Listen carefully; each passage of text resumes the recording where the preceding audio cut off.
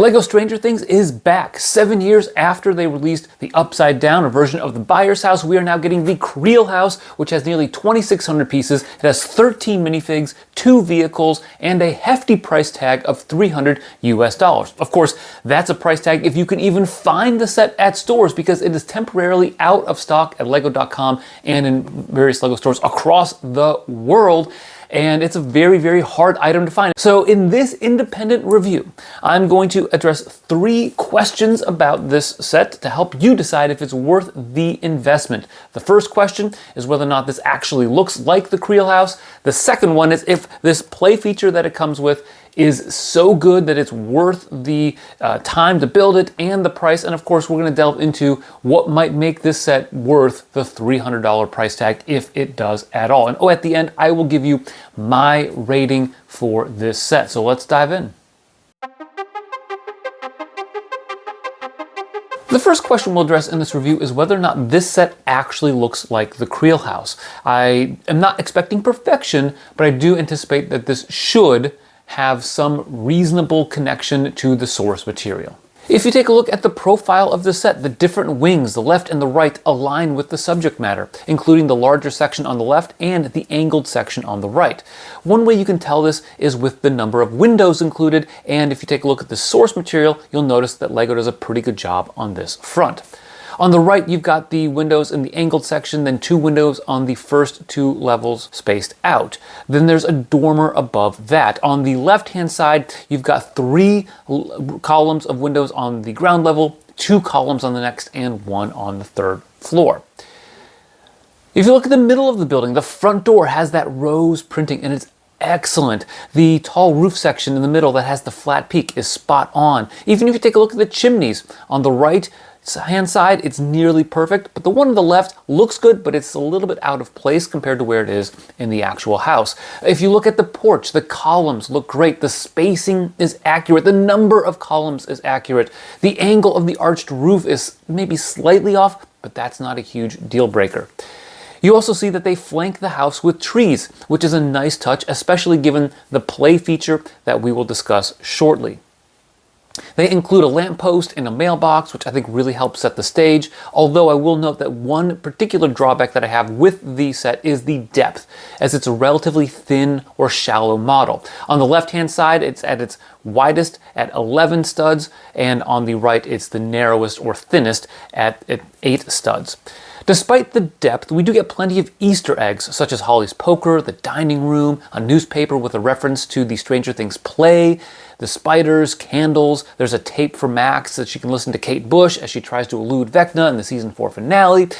One other drawback that I noticed is that some of the white lines that you see on the exterior don't continue all the way across the 2nd level, even though the set is very wide, coming in at about 15 inches from the edge of the base plates. LEGO says it's 20 inches, but that includes all of the foliage in the set. In terms of the side builds, you get the Squawk van, which I think looks really good despite using a bunch of stickers. The radio transmitter antenna at the top is included, and the whole thing looks solid. It's missing a little bit of bird printing at the front and some of the zigzags that are printed on the back. Steve's BMW is likewise solid, but not spectacular.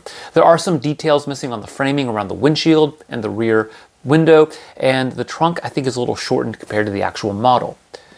Now I will say you can display this as the rundown version, which is the way you build it, or you can take the boards off the windows and make it look like the 1959 version, which is much cleaner, although I will note that there are plenty of exposed studs, which you may not prefer.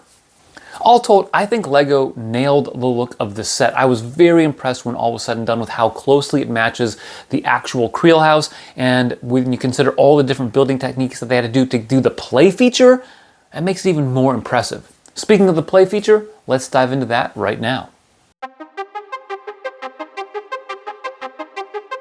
This is an absolutely impressive part to the build. I'm going to show you how they build it here and then how the mechanism works.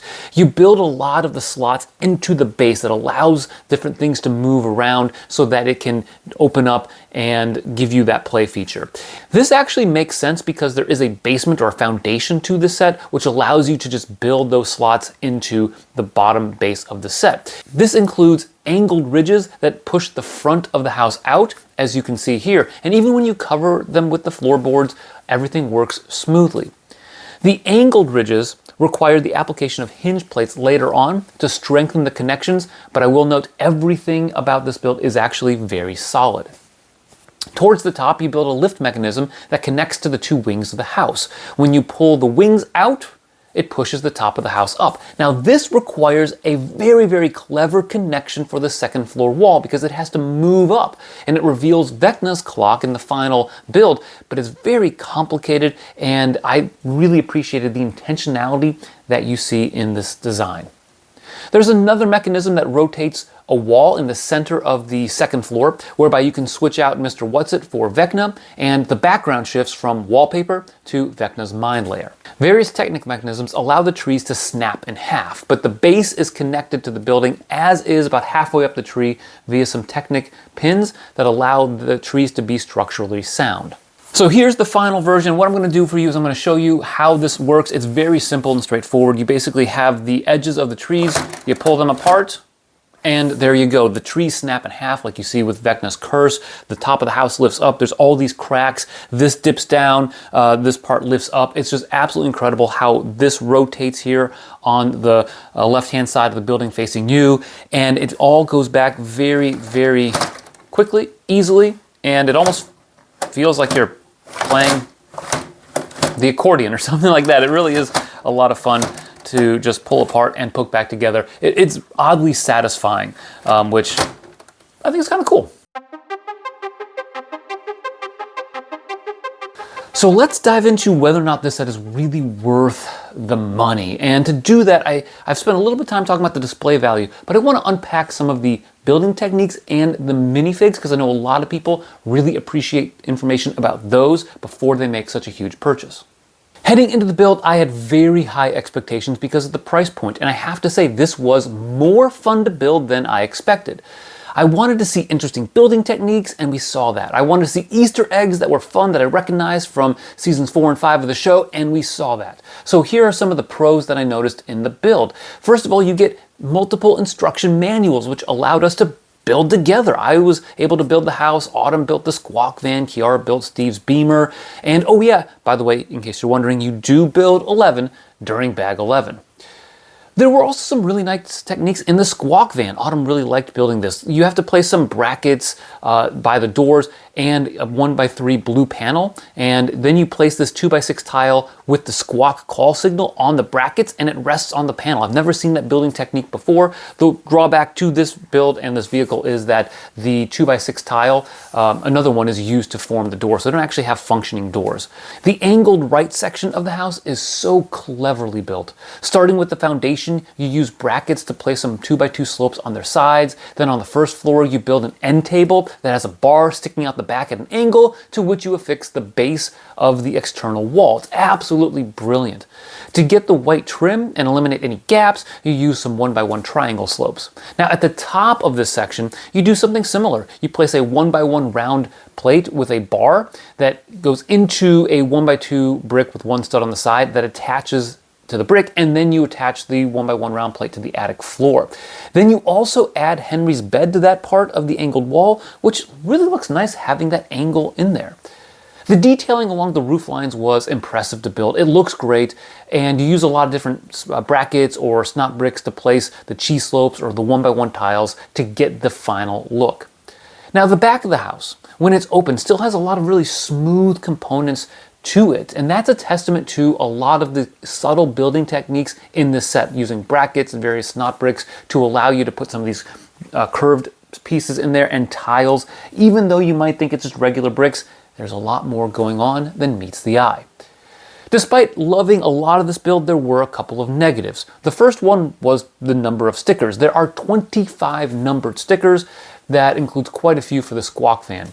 The striping on the van combines Lego pieces toward the back and then stickers toward the middle, and I will note there is some slight variation in the shades of red in my copy of the set. It's not as bad as I've seen with some other sets, but it was a little bit annoying. Also, placing stickers on the panels, it's a pain, and especially in the house itself. There's some static electricity that builds up on the stickers, so when you go to put them in the panel, it just automatically clings to it, and you really have one really good chance to get it right. And there were a couple of them that are a little bit off-centered or angled because it just was difficult to take the stickers off once you got them on there.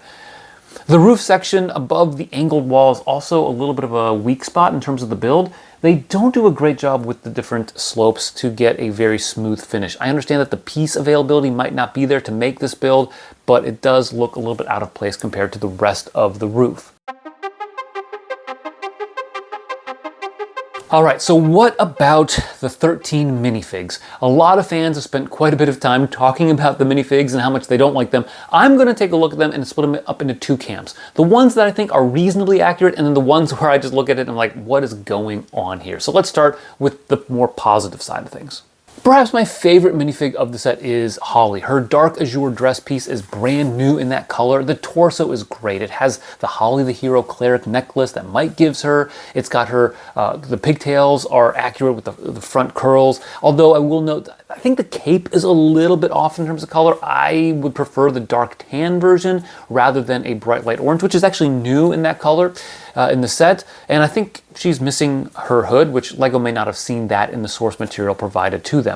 Mr. Whatsit has a great new dark orange suit. His face is appropriately lined and angled. The hat completes the ensemble very well. Then you get Dustin. Dustin, I think, has two things that make him a strong minifig. First is the Hellfire Club t-shirt, which is great. And then you have this dual molded hat hair combo, and I think LEGO did an excellent job here. Similarly, I think Lucas looks great. His face matches his expressions in the show. He's got this sly grin. And of course, I love seeing the Squawk t-shirt. Elle also looks, I think, pretty accurate. She's got gray sweatpants, red shorts, a gray hoodie, and she's got her hair pulled back. I think everything checks out with her, even if some people don't love that minifig. Even Vecna looks pretty good. I think there's some pros and cons with him. And this is where we start getting closer to the I don't know what's going on stage, but so far we're still going positive. The printing on Vecna is very detailed. However, his dark red body obscures some of it. And maybe if he was a dark tan body instead of dark red, that might make a difference. I also wish he had some of the taller legs, but LEGO doesn't seem to like using those very much. Will also has some significant pros and cons. The con is the hair. I'm not a big fan of the way that they did his hair, but the pros, I think the jacket looks great, and having the glassy eyes on his dual-sided head are fantastic. Now, speaking of hair problems, Max is good except for the hair, right? The green jacket with the multiple shirts underneath, I think it matches what she's got going on in season 5.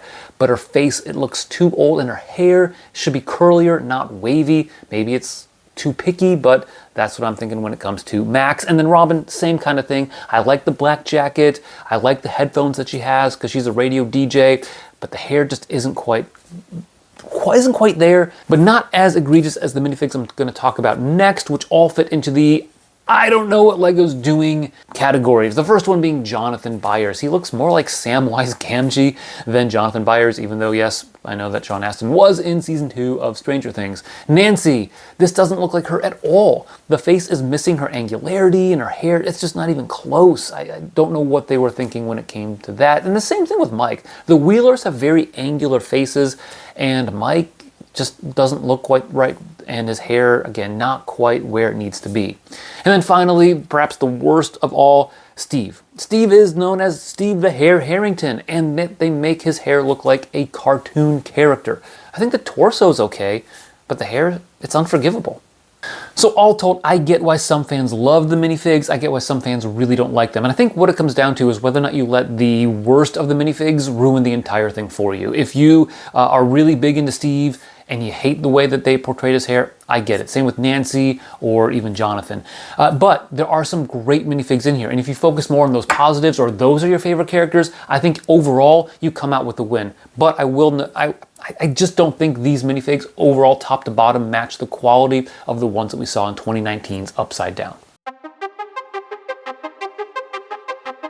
All right, so this set looks great. I think the build was engaging. It was very interesting, so it had some great techniques. The minifigs are generally positive, but a little bit of a mixed bag. So now we get to the ultimate question, right? Does this price tag, $300, match what you're getting for the set?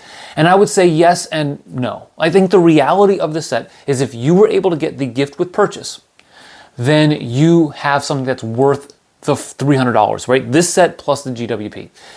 The WSQK radio station is going for $100 on Bricklink, and it's not just because they've sold a couple copies. They've sold 245. There's clearly high demand for that gift with purchase. So if you bought this and you have a copy of the gift with purchase and you want to sell it, you could recoup quite a bit of your cost by putting that on the market. And that takes this from maybe a $300 purchase down to a $200 purchase. And when you look at it that way, that's definitely worth it. I think this set is absolutely worth $200. In fact, I actually think it's worth closer to $250, $260, which means that if you can find this on sale, which I don't think it's going to be on sale for a long time, to be honest with you, but if at some point in time, in 2-3 years, if it's on the shelves that long, maybe you find it on sale, yeah, that would be a great deal if you're willing to wait that long. But I think more realistically, if you're a fairly big Stranger Things fan, even a casual Stranger Things fan, who likes really interesting builds, cool play features, pretty good minifigs,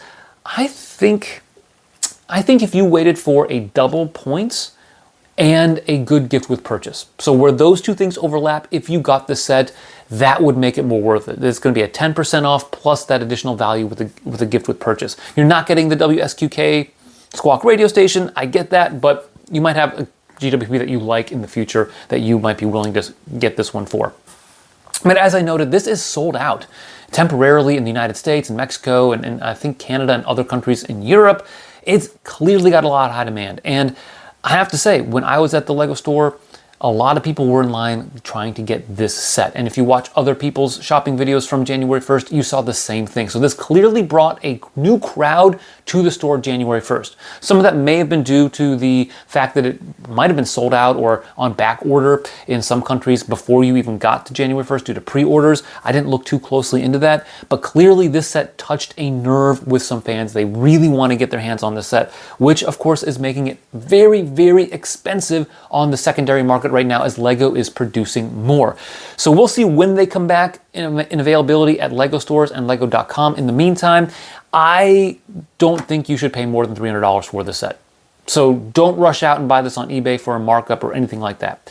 And I say that giving this set, I was debating what to rate this one. I'm going to give it a 9. I don't think the minifigs justify a 10. I think there's some small problems with it that don't quite allow it to get to that 9.5. But this is a really good set. I think it's going to match the upside down Buyer's House set from 2019 in terms of rating. If you look at that set on brickset.com, it's a 4.5 out of 5. That translates to a 9 out of 10 in my rating system. I think this one could be equally as high, if not higher, which surprised me. I'm going to be honest, because I didn't think it would be that good when I saw the initial images. But having built it and having seen some of the fan responses, I think this one's going to go down as a very, very high-end to elite Lego set. So that is our independent review of the Stranger Things Creel house. Thank you so much for watching. I hope you found it informative. I hope it helped you make up your mind as to whether or not you want to get this set at some point down the road or how much you want to pay for it if you do end up getting it. Always remember, keep building together.